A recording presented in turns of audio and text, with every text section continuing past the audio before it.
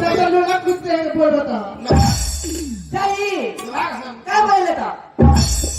बोलणे ना बेकार वाली सवारी मारतो मत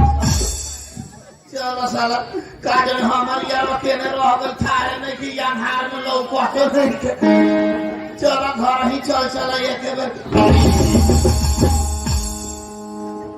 अरे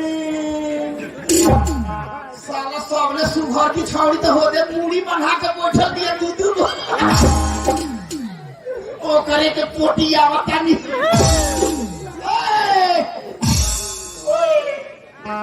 आइले